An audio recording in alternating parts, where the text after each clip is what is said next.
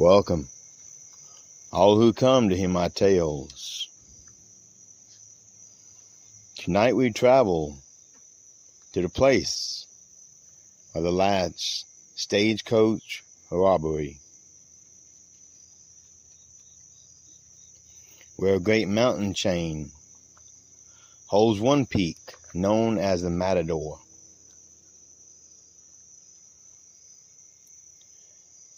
Where there are no paved roads, only dirt roads throughout the town, with a population of perhaps 20 or 30 residents that live there year-round, and with a haunting tale and some even more strange visitors.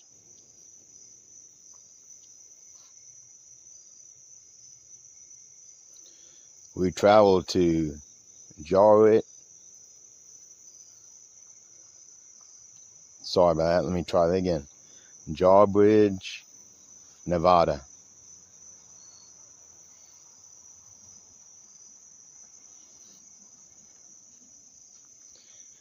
As we explore the myth and perhaps the legends behind the Jarbidge monster, the man-eating giant of Nevada.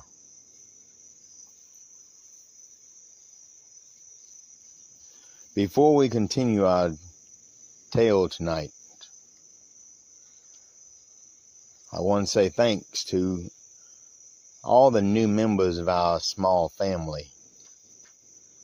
And for those of you that viewed my videos last week, remember, like, subscribe, and don't forget to hit the bell overhead, as it does help the channel to grow. Now on to tonight's tale.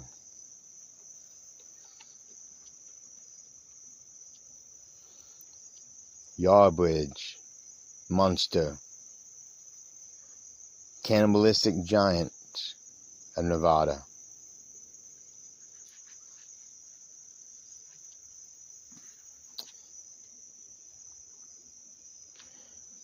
This town is a small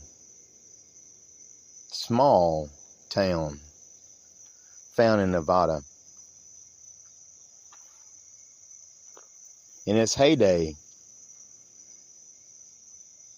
it was a sighting of an enormous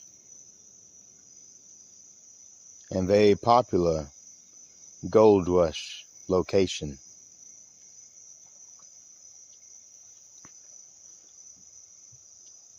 But with the exception of that, it is just a small mining town with some of the most beautiful and lovely scenes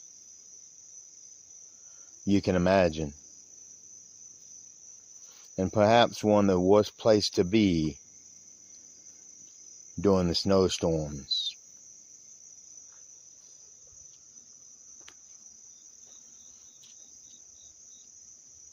The town has moose, elk, an occasional black bear, and deer, which makes it very popular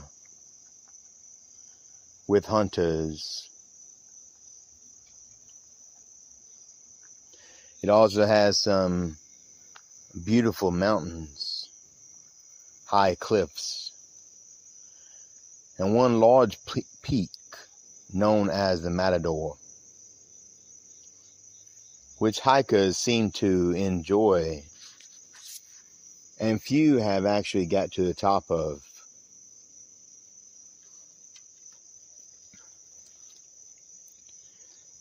But on a more sinister note,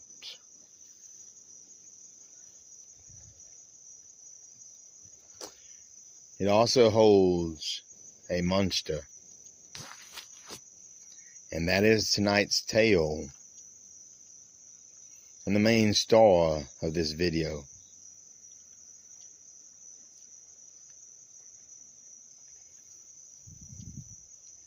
Me and a couple of my friends decided we were going to go hiking and try to conquer the peak known as the Matador.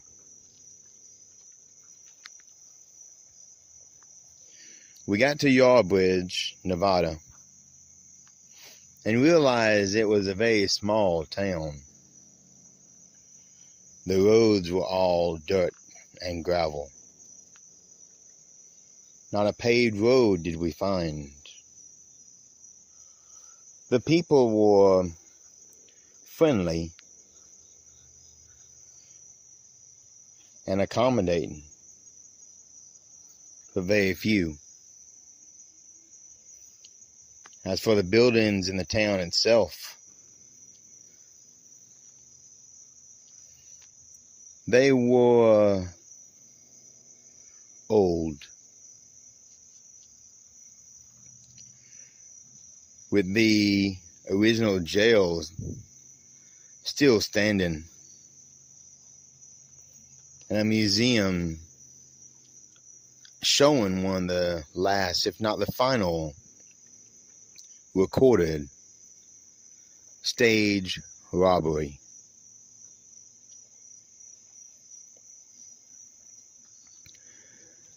We found a place to rest and enjoyed a nice hot meal. And in the morning, we gathered our camping supplies and decided to begin our adventure.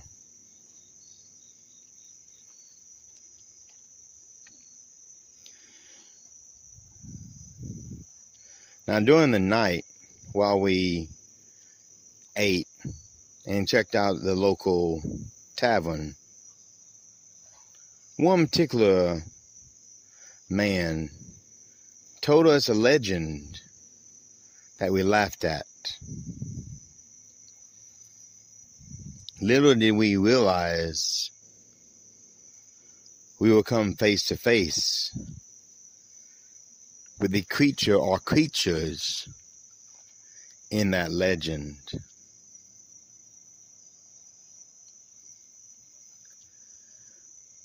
The local tribe of Native Americans spoke of a giant that would sneak down in the night, stealing their bravest warriors, bashing their heads against the canyon walls,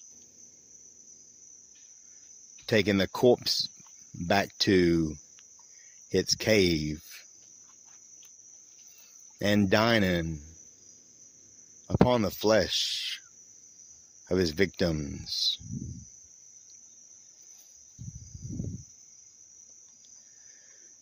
We thought it was a tale just to scare us. But it wasn't. The giant had a name that I would only mess up if I tried to pronounce it.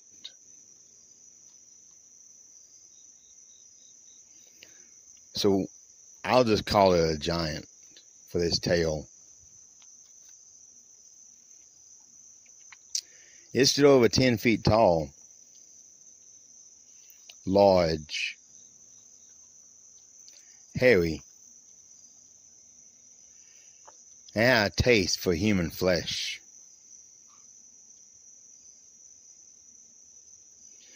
The tribe managed to trap it inside a cave, created a cave-in, therefore trapping the beast. And they would never come back to this valley again.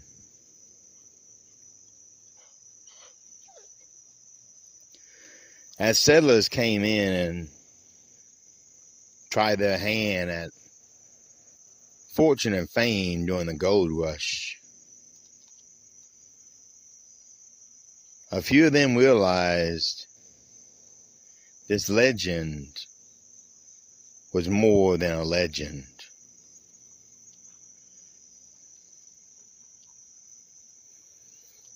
Out of the 1,000 plus that came to this town,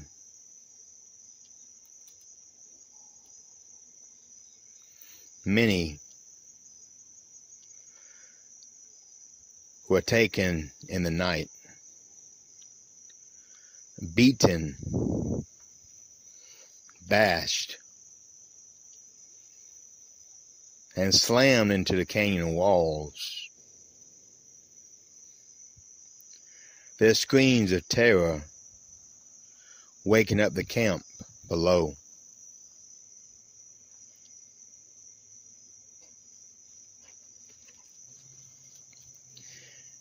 Then they heard another sound, a howl, but not like the wolf or coyote. It was more of the sound of a madman.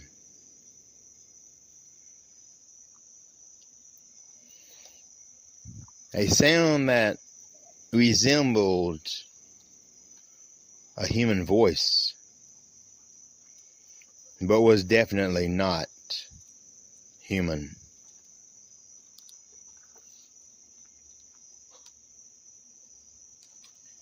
However, the greed for gold far outweighed the few deaths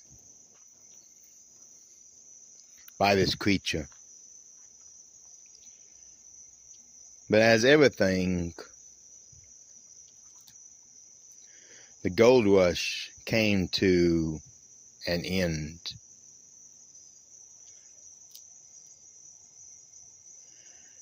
As far as this giant, it still is out there in the canyon. At night you can hear it howl as it prey upon moose, elk, and the occasional hiker that gets lost.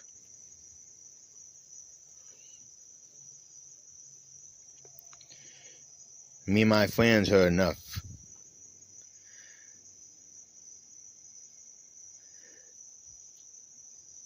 And the seriousness of the storyteller, along with the calm and relaxing effect of alcohol, made us tired. Well, we decided to get a good night's sleep as we will begin our long hike tomorrow.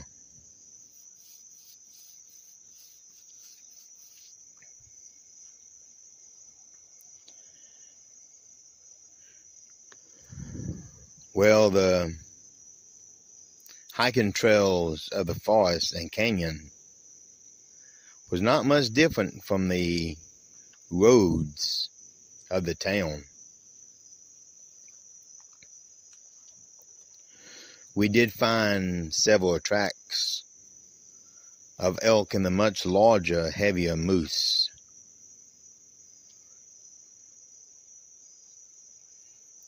We also found some tracks that looked like bear and perhaps a large dog, possibly wolves.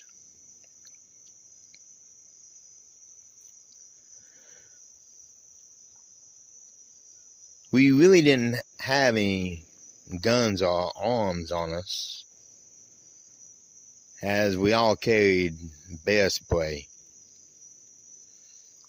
After all, we were here to hike and conquer the legend of the matador, not hunt for deer and moose.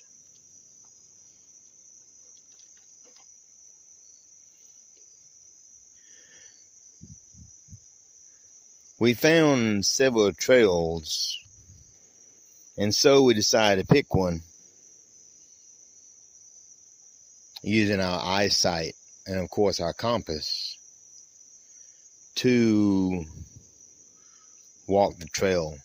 Now, we had hiking shoes and we had snowshoes because the top of the mountain peaks are so high that snow accumulates on them.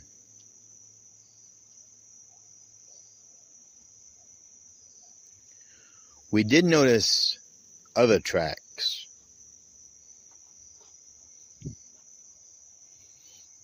Like a human walking around barefoot. But these tracks are huge. Large. Far larger than anything a man could possibly make. So we concluded the weather, the melting ice, and the mud destroy the tracks. After all, what else could it be? A giant?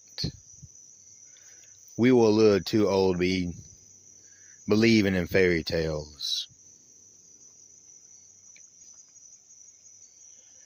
The first day was uneventful. And we concentrated on hiking and making our way up the peaks. We found a nice level ground to make camp at.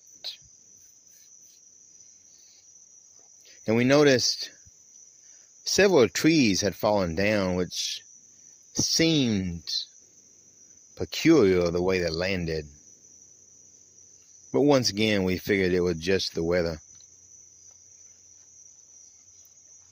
Little did we know how wrong we were.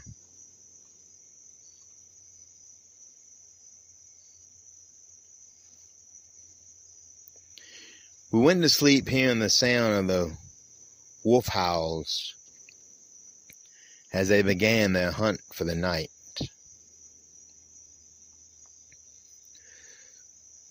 We kept our fire lit as our tents surrounded the flame.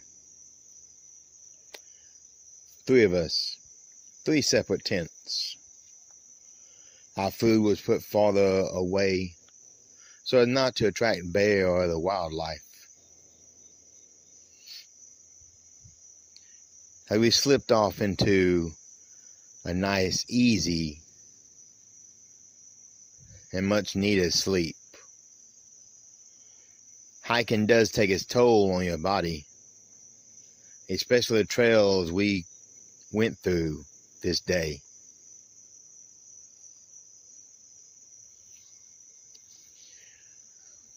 One of my friends woke up.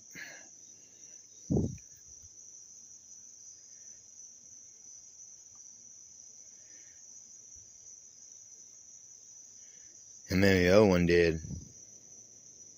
And at last, I did. What we heard was not wolf howls. They were not coyote either.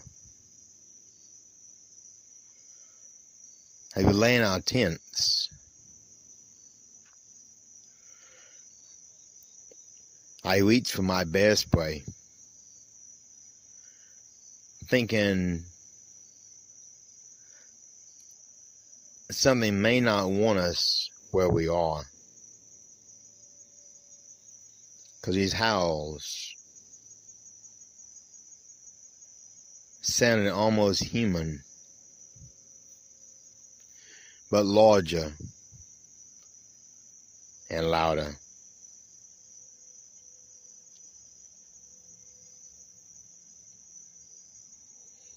And angrier.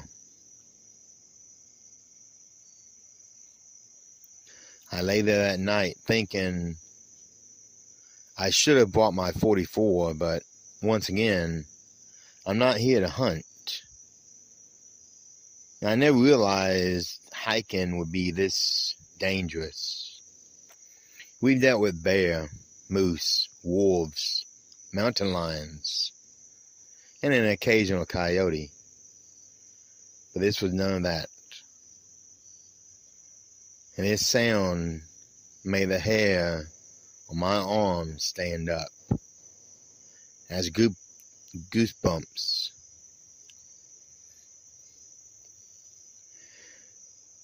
began on my back.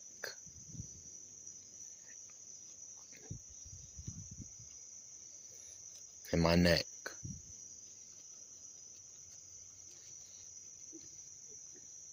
I lay there ready for what was no doubt at least an hour.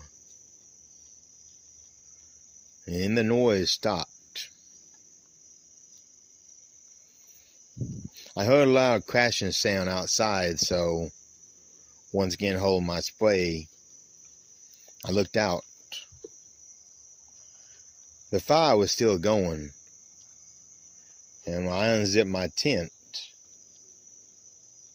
my two friends did the same. We looked at each other, mouthing, "What was this?" But not making an actual noise.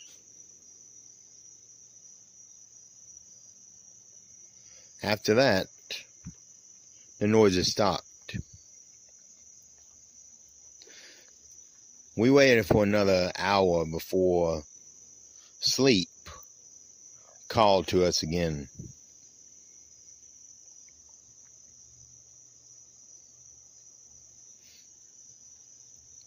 And so we drifted away into our dreams. The next day we woke up early. We all gathered together and discussed what happened last night.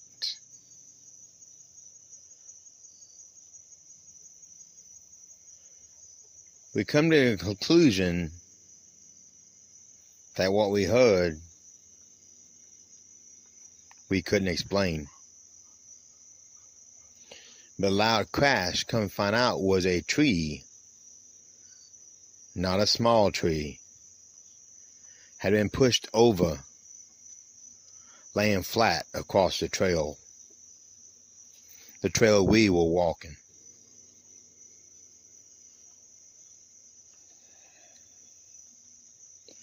When my friends started saying a prayer, and me and the other one looked at each other and decided to keep our cans of mace handy. We put away our tents, rolled up our sleeping bags, and proceeded to hike on. Once again, the day was uneventful. We soon forgot about the noises as the long miles ahead became our only concentration. But once again, while sleeping in the middle of the night, those howls came back. And they were closer.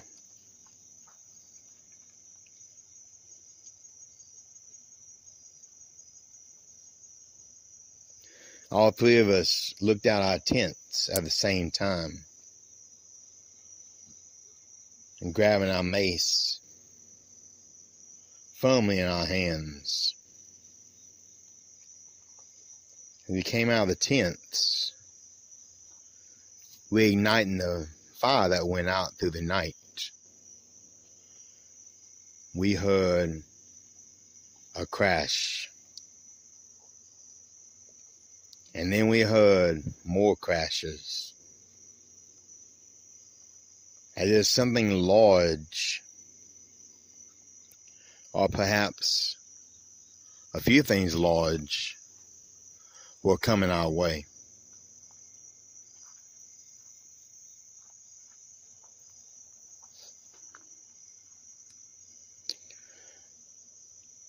The smell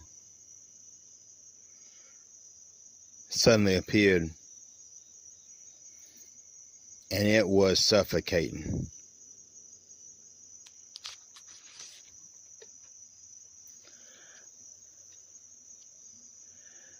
The stench was so bad we could hardly breathe. Coughing and gagging. We would try desperately to get breath and not smell this awful smell.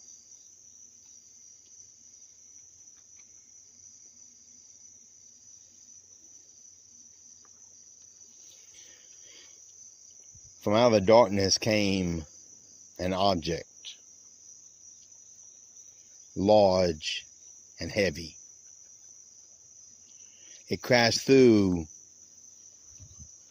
my friend's tent. No. And then another one shot past my tent. These were rocks. No, that's too small a term. These were boulders. And something was throwing them at us.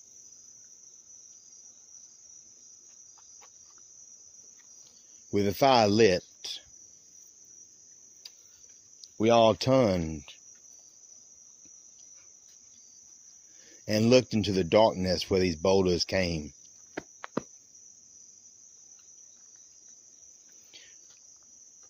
The smell was now unbearable as we coughed and gagged. And out of those woods, we saw something that made us all turn white in fear. This thing was big, hairy, and incredibly tall. Now the three of us are all about the same height. 6 foot, 6'2", 5'11". This creature towered over us. It stood like a man. But I'd never seen anything, even in TV, on the internet, this tall. It snarled, showing its teeth, and shoving a tree aside with its massive arms.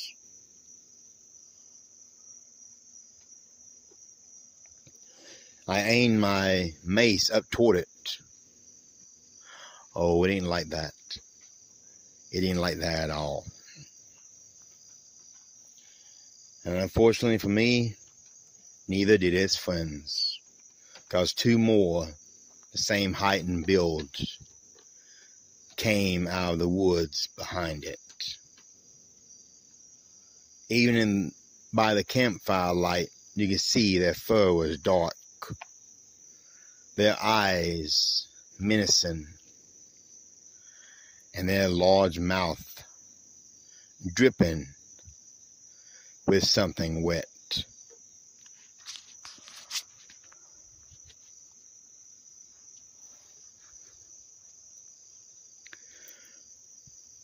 We looked at each other and decided this camping trip was over. Our tents was not worth saving, and we had to get out of there now.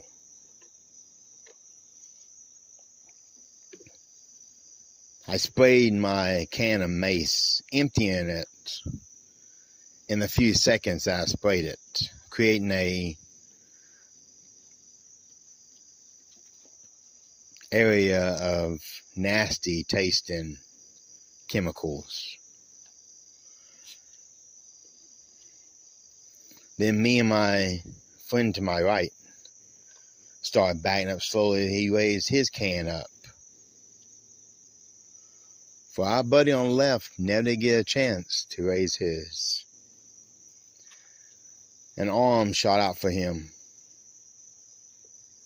It grabbed him, making him look like a little twig in a gigantic hand, and slammed his body into the thickest tree that was around there. Our friend screamed as he was slammed into the tree once again, his head bouncing off the trunk like a ball in the hand of a toddler.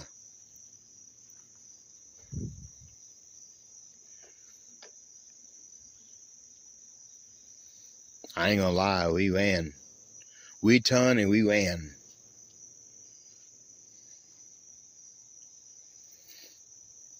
Luckily, we had flashlights on us, and we went down that trail that we came.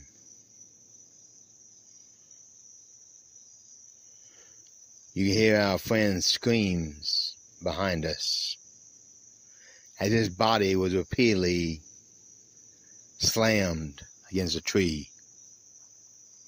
Thud, thud, thud. And that's when the screams stopped. And we ran.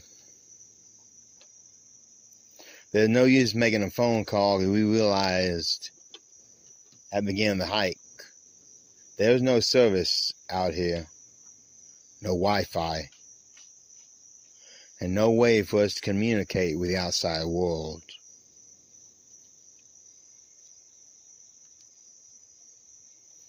We ran hard, we ran fast.